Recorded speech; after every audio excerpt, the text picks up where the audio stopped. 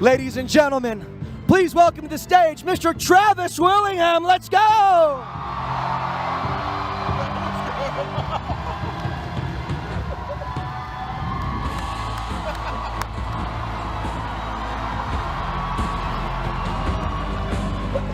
Up next, you know her, you love her, it's Marisha Ray!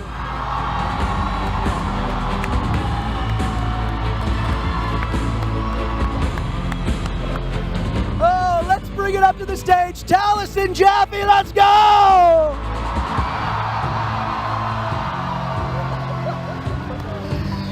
And up next, an absolute queen, Ashley Johnson!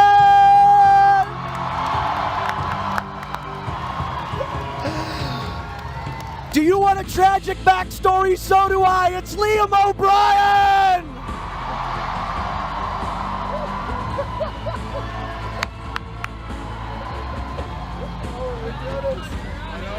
Laura Bailey!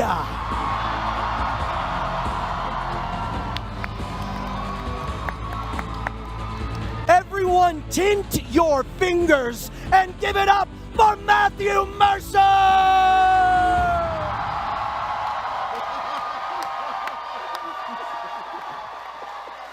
For the whole cast of Critical Role, show them you love them. Oh, wait. I think we have one person we're missing. He's a write-in!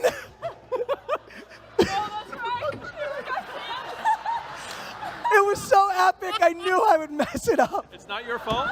It's not your fault. It's not on the sheet. It really has. Sam Riga!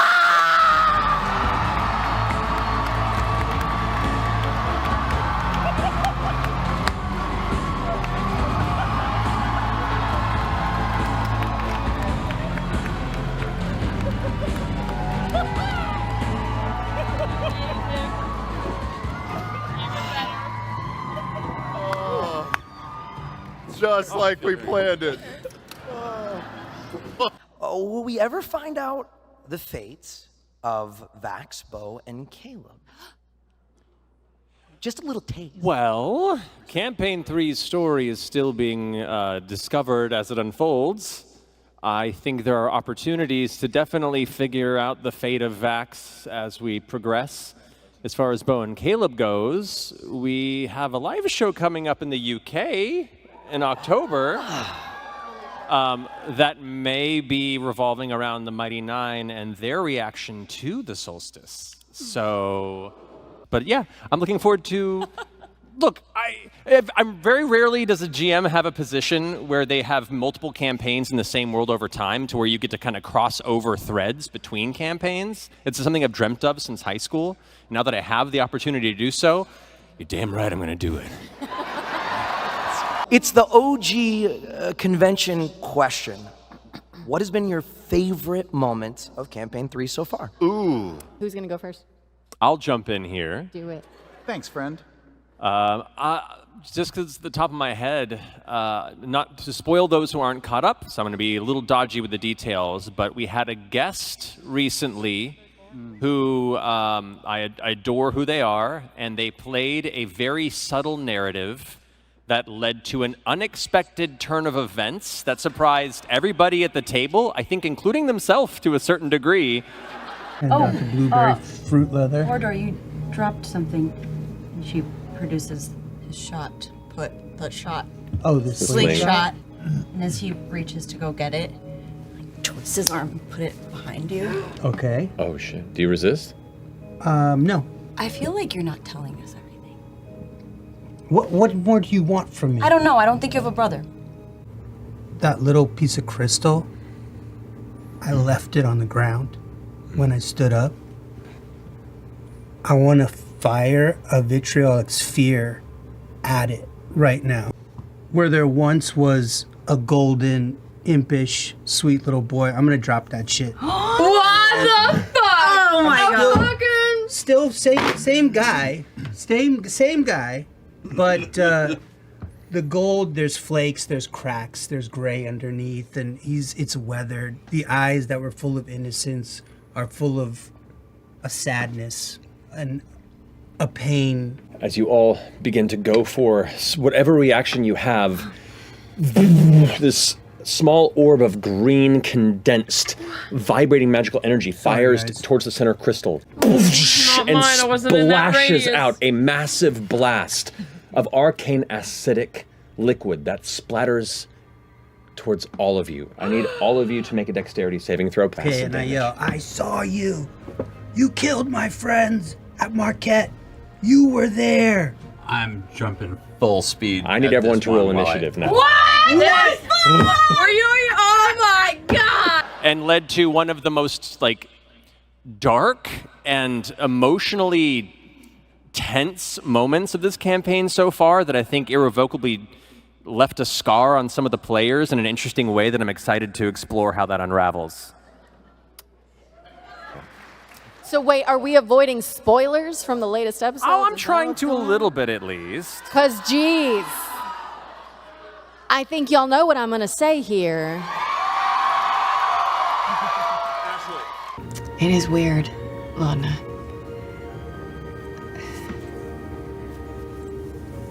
I can't hear your thoughts. Even now? Yeah. Because you circle it. That's great. It's great, but it's also, strange. It's very strange. Does it make crowded environments So much easier? better. And that's wonderful. You don't have to listen in to get my thoughts. I'll always share them willingly. You can just ask. Can I kiss you? Outside of that, though, spoilers. I really enjoyed shooting a porn. Oh, Yeah. I thought that was a lot of fun. Okay, then at the moment It's not too late for planned fucking. What was the sound, boys? We're just getting started. Oh, yeah! Yes, and I'll start unbuttoning my vest. Okay. Oh my god. And I say, Oh my god. Don't do it. we have to hurry. We're late for our session. What? I'm here to fix your pool.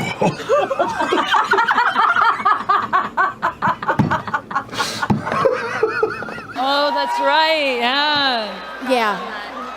I also liked how Fern turned into a horse and then got stuck in a door coming out of that one. I'm just gonna start wiggling, and I'm gonna turn myself into a Clydesdale. Clydesdale? An interior Clydesdale. That's the best massive animal. How are you gonna get out? We'll find out. So here's the thing. It's a very tight space here. As you go charging up the steps, you are pretty much the entire size of this room, and you're not galloping. These are weird stone steps, and I don't know if you've seen a horse go up vertical stairs. It's like, and then you get to the door that's still mostly there, except for just the side of it that's been carved through and splintered. I'm just envisioning the Phil Collins. So that's going to be your turn. If you want to next turn, you could try and burst through the door, but right now, that's your action, that's your movement, and you're now wedged right in the middle of this Very hallway. small door. I didn't fully think this through. And as you're up on the ceiling hanging down, you hear, and you look and you just see just the nose of a horse kind of, just kind of shining through the door for a second before pulling back. They didn't say we'd be working with live animals. You're there. The rogue is right there. There's the horse face pushing through the door, and in the middle of it is this werewolf with a giant flaming scythe. The mage just goes, "What the fuck is going on? Who are you?" All right, I'm gonna try to get through the door. Okay. There's no way I can just walk through. Well, you got the rod, so The rod's gone. You can if you want to. You should be able to So you nuzzle the door, and the door kind of it's now opening. The rod has been removed. It is a very crowded area. There's about 10 feet, or about 5-10 feet behind you for the person who's to your back. I'm gonna fly through the door and just fucking run. Okay. There isn't a lot of room here to do this. Oh, well. Almost none, because the person's behind you. You can try and kick them down the stairs to give yourself more room, or you can just try. Yeah, and I'll push. do one of those where both back legs go up. I really enjoyed that. Well, you stole my porn answer, so it's hard to beat everything that happened at the Malleus Key when Matt sort of folded 3 campaigns and my brain in on themselves and put 3 of Marisha's characters and 3 of mine within 100 feet of each other. As Odahan goes and strikes all the incarnations just into this frenzy. The earth elemental form cracks, and then what was once shale and pebble becomes red, blood scattering on the ground as Keyleth lies kind of frozen, eyes wide. Odahan goes for like a heart strike, and there's a dark flash in the air. And you see where Odahan's blade was. Instead, you see a cloak of feathers. What? Fuck, what the hell? Black raven feathers. Wait, put it on the bingo. Put it on the bingo. Is Bags on there? You see a masked figure with long Shut the fuck up, man! Shut up! No fucking way! You cannot be serious! Where is it?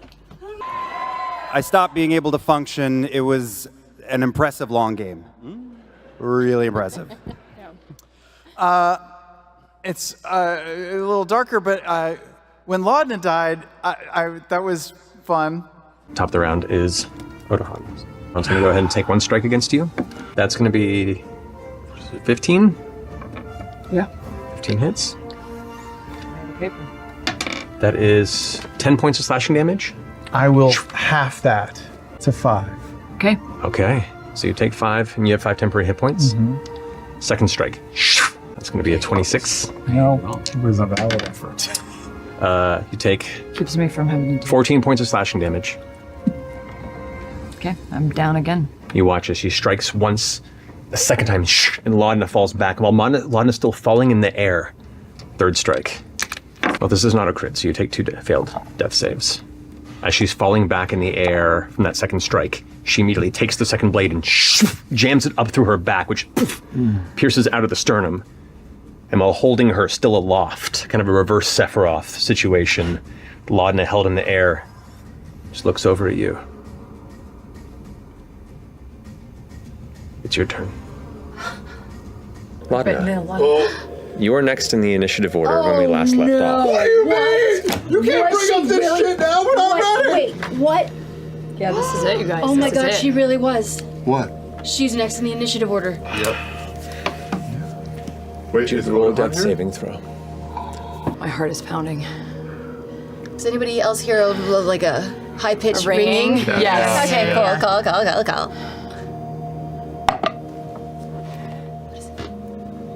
No. What is it? What, bad or What good? is it? I can't see it. Natural 1. Laudna, in the final moments before you expire, please explain to me what crosses your mind. I imagine it would be confusion. Flashes of all of the powerful women in her life. Imogen, Fern, her mother, Delilah. As Delilah is still there.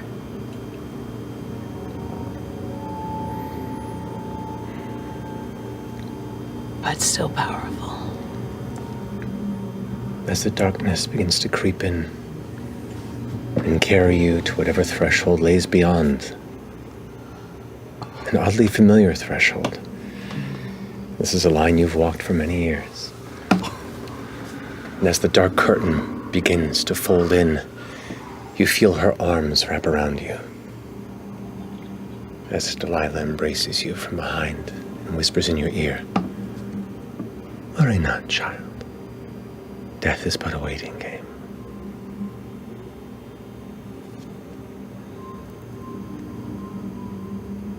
As Laudna's final breath escapes, and she lies still, cold.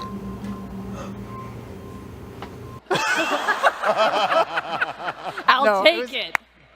It was really it was exciting just leading up to that because I forget how it worked out, but like we had to like choose who was gonna live and die. I don't want to put a choice on you. I don't know what to do. Should we do like a Who votes for Orem? No. That's so weird. Which is so much more intense than just someone dying. That was awful. It was awful, but it You was all fun to made watch. Ashley flip a coin, which is like even more sadistic in a weird way. Did she say anything? Did she give you an answer? She's still fucking weak. That fucking bitch. Yeah, I just, in my head, I thought that would help, but it was really, yeah. Oh. Sam, by the way, wants characters to die every week. I do, that is true. except for my own. You literally made a character that will go crazy and try and kill other people in the group. I'd like Critical Role to just be me and Matt. Oh man, there's a lot of moments. I think really high up there on the list is probably the threesome. Because. Is it okay if I hug you? Yeah. Come here. Come here. It's really good seeing you again. I don't want to make it weird. But the werewolf part was really hot. And I'm just okay. I'm kind of nervous, so I'm trying to deflect to sex. Just like a real quick question. Is the werewolf thing only for fighting? You know, Oh my god. there's only one way to find out. I'm just gonna gently put down the shell and go, help, help. Chetney's gone crazy. Someone, anyone, preferably Fern if you're down for that. Help. What's going on out here? Run, Chetney's gone crazy and the safe word is Parmesan. And I'm gonna just run out of the fort. Soveler, Yeah. Dan. That's okay. I'm very familiar with these woods. Just let it happen. I'm gonna go over. We might die. I'm gonna go slap you in the face. Oh my god. Go get her now. Yes, ma'am. Eventually, an evening's rest is found for some of you, and eventually for the rest. I feel so good. I feel just aglow. I feel great. Yeah. Sometimes there are secrets to staying alive for 400 years, and I'm happy to witness. Tiana, what are those scratches? Don't worry about me. Okay. Worry about yourself. Sure. You survived the night? Of course. I would say I really put it on the night rather than survived it. It survived me. For Travis and me, we were like, no romancing, but Abria's too powerful. And also, the moment when Imogen got mad at Laudna, when she said, "You lied." And a voice creeps into your mind that goes, "Child, this is far too dangerous in your hands. I'll handle this." I grip it. You do, and it feels almost searing in your hands. And as you do, you feel the warmth, the heat begin to travel through your arm. I drop it. You can't move your arm. I just reach out to Imogen. What are you doing? I can't. What are you doing? It's her. The heat passes through your shoulder and into your chest. Cold bass sound becomes a warm heartbeat as the warmth hits your chest. And at that moment, your fingers pull open and the gem is cold and broken. I'm so sorry. No. What just happened?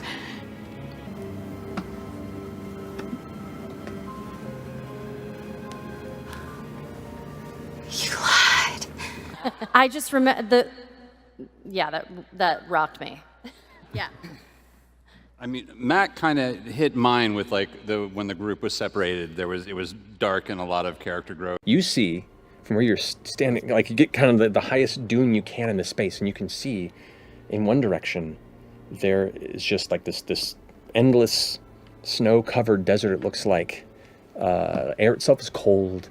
you see to the east of you this large snow-capped mountain range. To the south, you can almost see like this heavy snow-covered forest that seems to just spread out. And in kind of a northern direction, you see what looks to be an ocean. Where are we? We're in the snow. Are you cold? No. Orem? You begin to yell and shout out, and Chetney, you hear them call out just as you're kind of figuring out your bearings, and Imogen, as you kind of feel your vision return, begin to hear these shouts as well, as you both begin to climb opposite sides of this dune to meet up with the other two. Where's Orem? I don't know. Where's Laudna? Where are we? But as you glance around the horizon,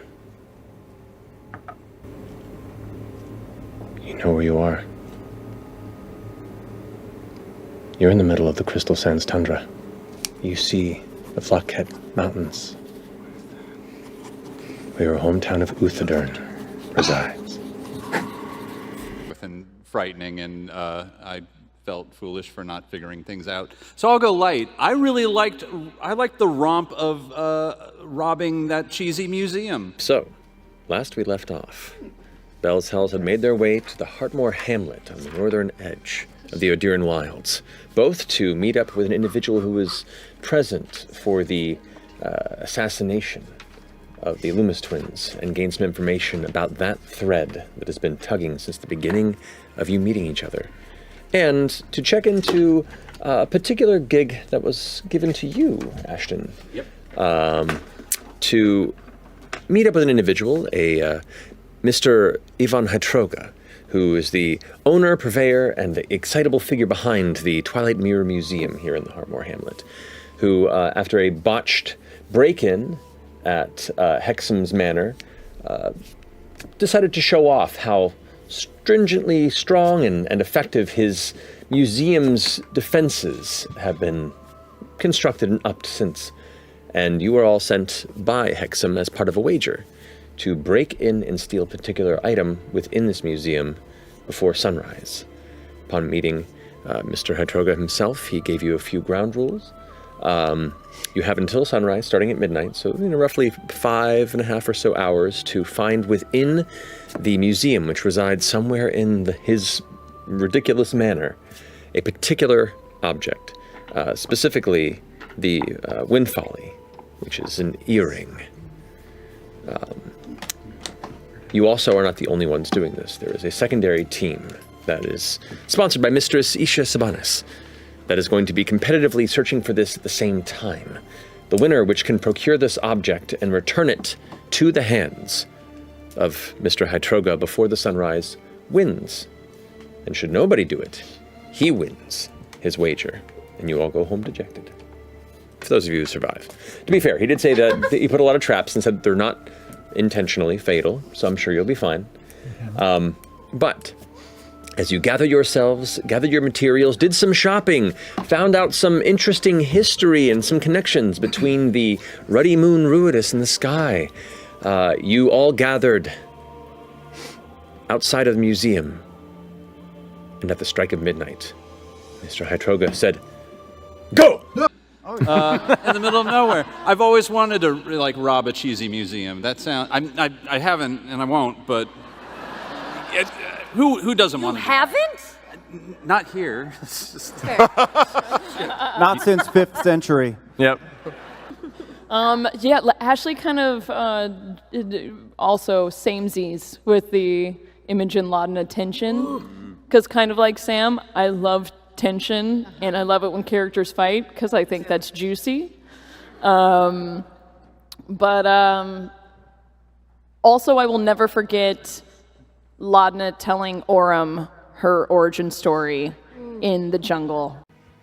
My parents thought that getting an invitation to the palace, to the castle, to meet the Lord and Lady Briarwood was a great boon.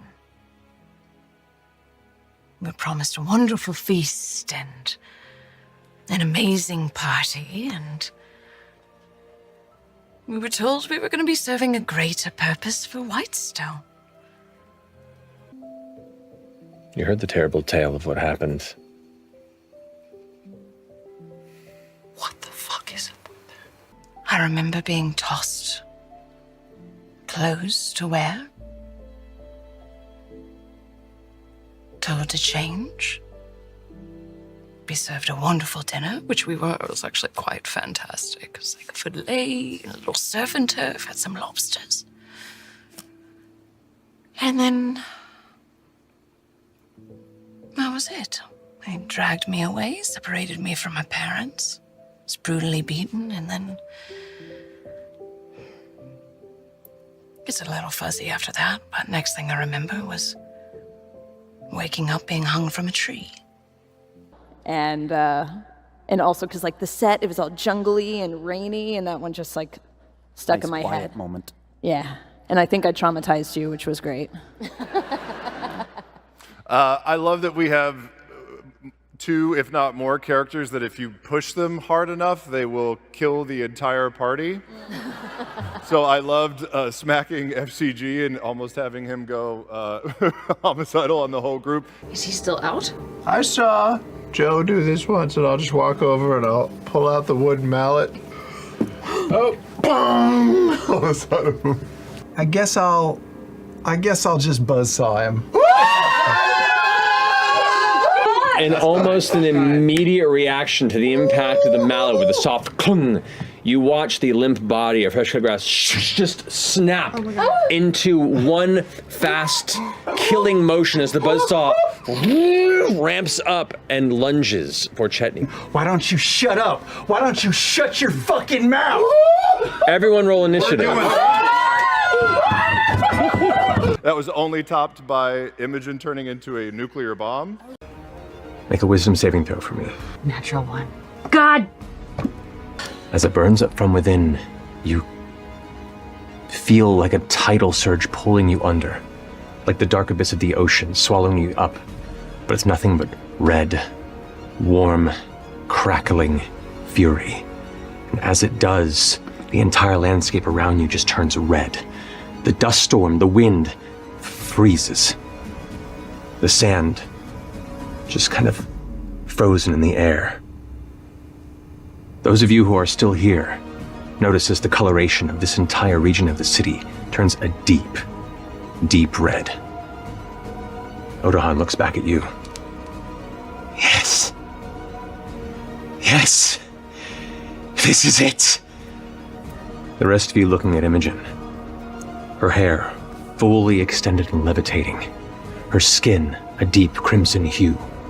Where you saw the thin bolts that had stretched at parts of her are now light and glowing and now encompass whole facets of her body. As she stands there lifting, the very space around her shakes and adjusts.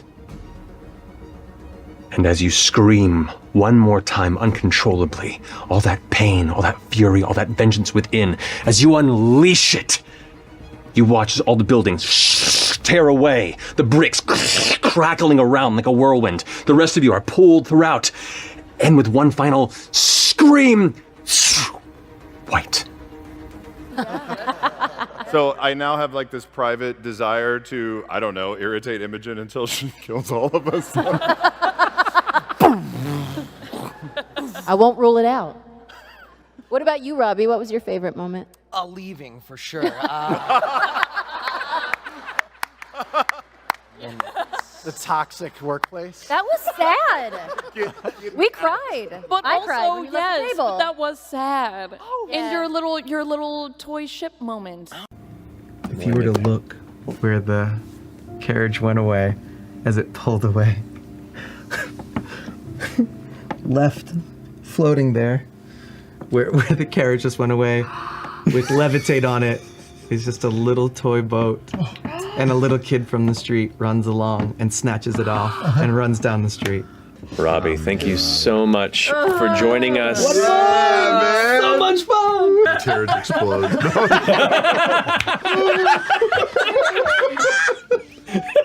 Got you, motherfucker. Oh my god. Well, you said the ship exploded and killed the kids. It was a bomb. It did. It was just a time. Oh, yeah. Oh. That's how this face is how it ended. The face how it started was, It was so ended. I loved it. For as experienced and old as Chetney is. Yeah, talk to me, baby. How confident does he feel about the task at hand with the Ruby Vanguard? We are screwed. This is awesome. I'm 400 plus years old and we're trying to save the world. We are doomed to fail. But I'm going to go out with a bang and a rocking horse in my pocket. We are great. We're going to find allies. I'm sure we're going to find 1, 2, 3, 4, 5, 6, 7 vestiges before we, they'll just be lying out there for us to find. And I think I'll talk to Nana Mori and make a wish to become 300 years younger. And yeah, we got a whole plan for this thing. It's going to be great. Can you do that? I don't know, but I just decided that's what I'm going to do. That's a good idea. Yeah. That's a really good idea. And then I'll sleep with everybody.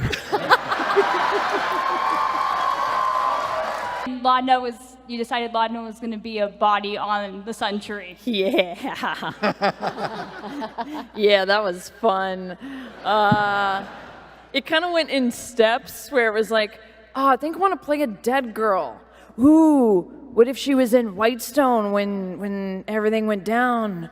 Or what if she has a connection to Delight? What if she was on the tree? So it kind of went into these, went through the stages. And then it was actually originally, I was talking about, because when you're a Hollow One, your age stops.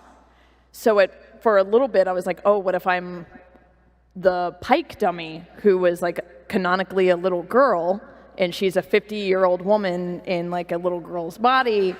And then we had a long conversation, which ended with that, which is this is 40 layers of problematic that I probably shouldn't commit to for the next 3 years of this campaign. Yeah.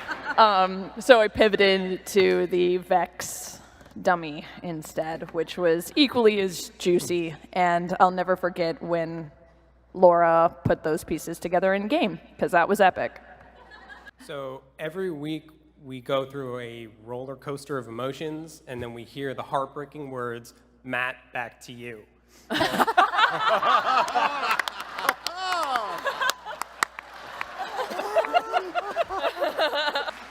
But I want to put some pressure on Travis and ask you, sir,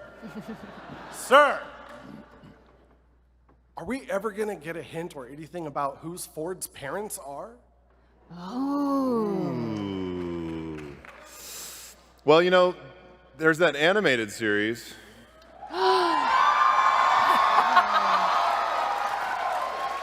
And we're certainly doing that live show in London, so I think it's safe to say we are not done with those characters by a long shot. So as long as you guys are interested, we got more stories to tell.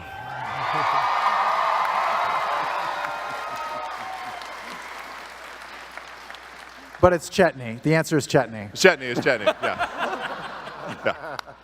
Now you go. Give it up for the cast of Critical Role!